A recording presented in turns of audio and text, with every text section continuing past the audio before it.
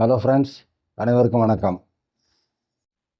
இப்போ சுங்க டைனஸ்டியோட மன்னர்களின் ஆட்சி காலம் பற்றி இதில் பார்க்க போகிறோம். இந்த சுங்க மரபு தோற்றுவித்தவர் புஷ்யமித்ர சுங்கர்.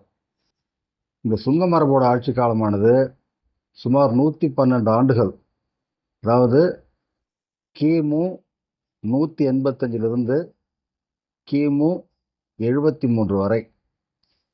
இதில் புஷ்யமித்ர சுங்கருடைய ஆட்சி காலம் அப்படிங்கிறது கிமு 185 கிமு 151 வரை. இதுதான் புஷ்யமித்ர சுங்கருடைய ஆட்சி காலம். அடுத்தது அவருடைய பையன் ஆட்சிக்கு வராரு. அவர் பேர் அக்னிமித்ரன். அவருடைய ஆட்சி காலமானது கிமு 151 கிமு 141 வரை. அதுக்கு அடுத்தது வசுஜெயஸ்தா அல்லது சுஜெயஸ்தா என்று அழைக்கப்படுகின்ற ஒரு மன்னர். அவருடைய ஆட்சி காலமானது கிமு 141 கிமு 131 வரை. அதுக்கு அடுத்தது வசுமித்திரன். அவரோட ஆட்சி காலமானது கிமு 131 கிமு 124 வரை. அதுக்கு அடுத்த ஆட்சி வரவர் பேர் பத்ரகா.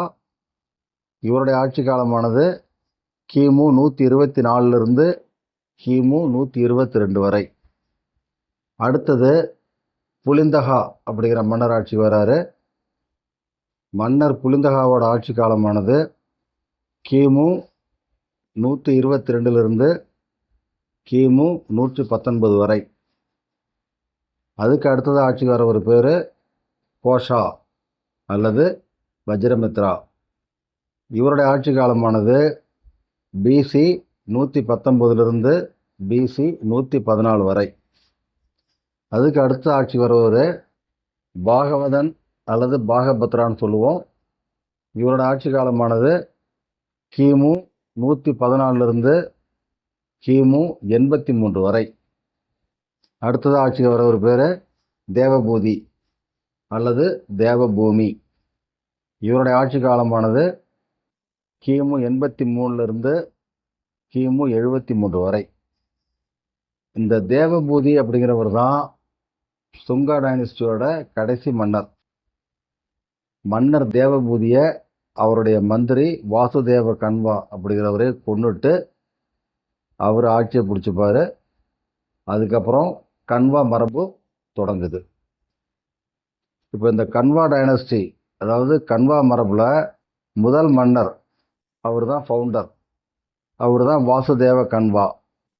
இவருடைய ஆட்சி காலமானது கிமு 73 கிமு 64 வரை. இந்த கன்வா மரபு அப்படிங்கிறது மகத பேரரசை கிமு 73 கிமு 28 வரைக்கும் தான் ஆட்சி செய்து. இப்போ இந்த கன்வா மரபில் வாசுதேவ கன்வாவுக்கு அப்புறம் ஆட்சிக்கு வர்றது பூமிமித்ரா. இவருடைய ஆட்சி காலமானது கிமு 64 கிமு 50 வரை. அதுக்கு அடுத்தது ஆட்சிக்கு வர ஒரு பேர் நாராயணா. இவருடைய ஆட்சி காலமானது கிமு 50 கிமு 38 வரை. அதுக்கு அடுத்தது ஆட்சிக்கு வர ஒரு பேர் சுசர்மன். இந்த சுசர்மனுடைய ஆட்சி காலமானது கிமு 38 கிமு 28 வரை. இதுக்கப்புறம் மகத பேரரசோட ஒட்டுமொத்த கண்ட்ரோலை சாதவாகனர்கள் எடுத்துக்கிறாங்க. சாதவாகன டைனஸ்டி அதுக்கப்புறம் அங்கே தொடங்குது. சாதவாகன டைனஸ்டி மகத பேரரசு ஆட்சி செய்கிறது கிமு 225 கிபி 220 வரைக்கும். அதாவது பிசி 225 அதிலிருந்து ஏடி 220. இதனுடைய ஆட்சி காலம் சுமாராக 445 ஆண்டுகள். இந்த பிசி ஏடியில் கணக்கு பண்ணும்போது கன்ஃபியூஸ் ஆகிடாதீங்க, தப்பு பண்ணிடாதீங்க. கொஞ்சம் கவனமாக செய்யுங்க. இந்த இடத்துல கிமு 225 அப்படின்னா இயேசுநாதர் பிறக்கிறதுக்கு 225 ஆண்டுகளுக்கு முன்பு. கிபி 220ன்னா இயேசுநாதர் பிறந்ததுக்கு அப்புறம் 220 ஆண்டுகள். ஆக இந்த ஆட்சியோட மொத்த காலம் அப்படிங்கிறது சுமாராக 445 ஆண்டுகள். இந்த சாதவாகன டைனஸ்டியை சீமுகன் அப்படிங்கிற ஒரு மன்னன் தான் தொடங்கி வைப்பார். அந்த சீமுகனுடைய ஆட்சி காலம் தெளிவாக தெரியல. அதுக்கு அடுத்தது கிருஷ்ணா அவர் ஆட்சிக்கு வராரு. அவருடைய ஆட்சி காலம் தெளிவாக இல்லை. எல்லாம் கொஞ்ச நாளைக்கு தான் ஆட்சி பண்ணுறாங்க. அதுக்கப்புறம் ஆட்சிக்கு வரவர் ஸ்ரீ சதகர்ணி 1, அதாவது முதலாம் ஸ்ரீ சதகர்ணி. அடுத்தது கௌதமி புத்திர சதகர்ணி அப்படிங்கிற மன்னர் ஆட்சிக்கு வராரு. அதுக்கு அடுத்து ஆட்சிக்கு வர ஒரு பேர் வசிஷ்ட புத்திர புலமாயி. இவர் கௌதமி புத்திர சதகர்ணியோட பையன். அதுக்கப்புறம் ஆட்சிக்கு வர ஒரு பேர் யக்னஸ்ரீ சதகர்ணி. இவர் தான் கடைசி ரூலர். சாதவாகன மரபோட கடைசி மன்னர் யக்னஸ்ரீ சதகர்ணி.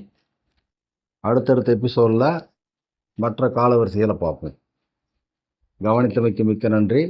அனைவருக்கும் வணக்கம்.